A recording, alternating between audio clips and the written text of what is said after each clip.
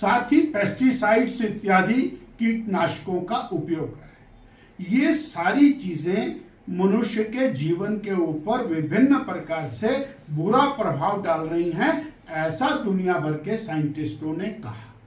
उसको लेकर के और प्राकृतिक खेती की जानी चाहिए, ये विषय पूरी दुनिया के अंदर खड़ा। और हिमाचल प्रदेश प्राकृतिक खेती के लिए एक ऐसा स्टेट बन सकता है जहां से हम स्टैंप लगा करके हिमाचल प्रदेश की पैदावार को दुनिया में, भारत में भेज करके किसान और बागवान को अधिक धनराशि दिला सकते हैं, क्योंकि बहुत सारे लोग जागरूक हो चुके हैं जो केवल ऑर्गेनिक फूड इस्तेमाल करना चाहते हैं। इस दिशा में हमारी पूर्व सरकार श्री जयराम ठाकुर जी के नेतृत्व में चल रही थी। उन्होंने और प्राकृतिक खेती को बहुत विस्तृत स्तर के ऊपर आगे ले जाने का एक सक्षम प्रयास किया। पूर्व महामहिम राज्यपाल हिमाचल प्रदेश, उन्होंने इसमें अहम भूमिका निभाई और केवल हिमाचल में नहीं, गुजरात में जाने के बाद भी उन्होंने अपना योगदान दिया और राष्ट्रीय स्तर के ऊपर पार्लियामेंट के अंदर भी उनका एक विशेष वक्तव्य इसी खेती को लेकर के हुआ, और जिसके अंदर बहुत थोड़े से गोबर के साथ, गोमूत्र के साथ और एक विशिष्ट प्रकार की खाद को तैयार करके हम नेचुरल फार्मिंग, प्राकृतिक खेती की तरफ आगे बढ़े। पिछले कल हिमाचल प्रदेश के माननीय कृषि मंत्री ने एक फैसला किया कि ये जो प्राकृतिक खेती का काम चला हुआ है इसको हम बंद कर देंगे, और जो ऑर्गेनिक फार्मिंग का पहला जो सिस्टम चला हुआ था हम उसी के साथ काम करेंगे। ये बहुत दुखदायी है। ये बीजेपी की सरकार ने शुरू किया, इसलिए इसको बंद कर देना चाहिए। मुझे लगता है कि सरकार को गंभीरता से चिंतन करना चाहिए।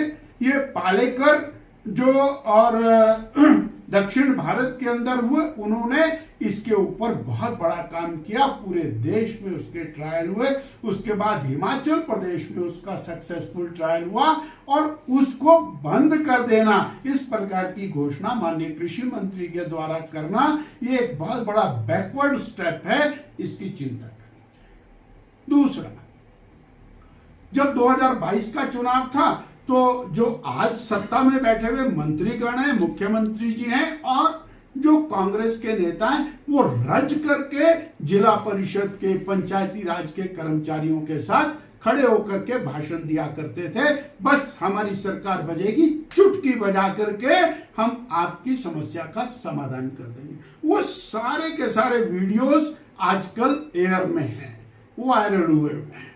परंतु आज कितने महीने हो गए हैं हमारे पंचायती राज कर्मचारी वो लगातार अपने अधिकार के लिए संघर्ष कर रहे हैं, और जो वायदे उनके साथ, जो गारंटी उनके साथ, जो उनको आश्वासन दिए गए थे, उनको पूरा ना करके आज वो एक जोर जबरदस्ती के ऊपर आकर के खड़े हुए। एक नोटिफिकेशन किया है कि अब नो वर्क नो पे इनके ऊपर लागू होगा।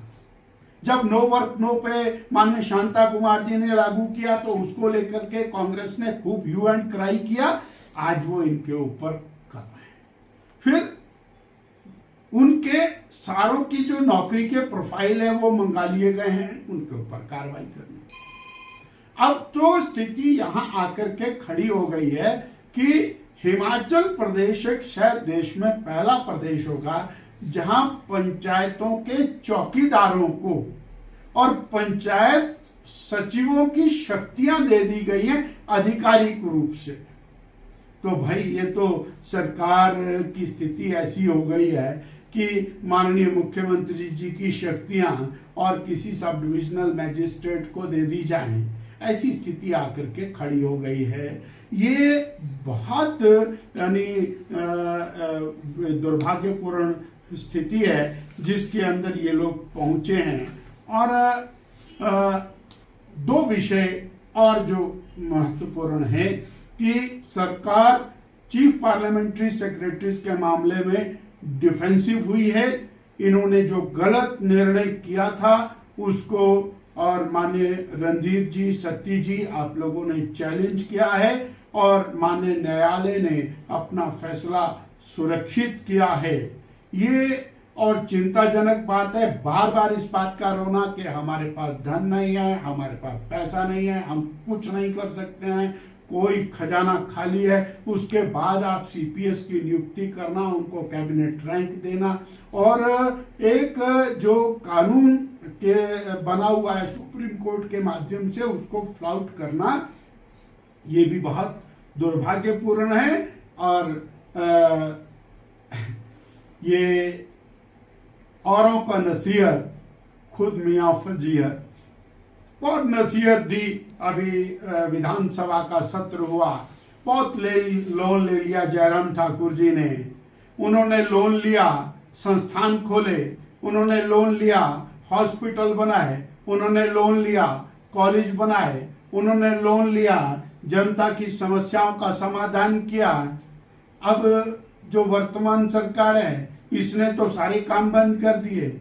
इन्होंने लोन लिया, संस्थान बंद कर दिए, इन्होंने लोन लिया, हॉस्पिटल बंद कर दिए, इन्होंने लोन लिया, सड़कों के काम बंद कर दिए। और 10 महीने में 10,000 करोड़ का लोन, 60 महीने की सरकार यदि चलती है तो 60,000 करोड़ का लोन।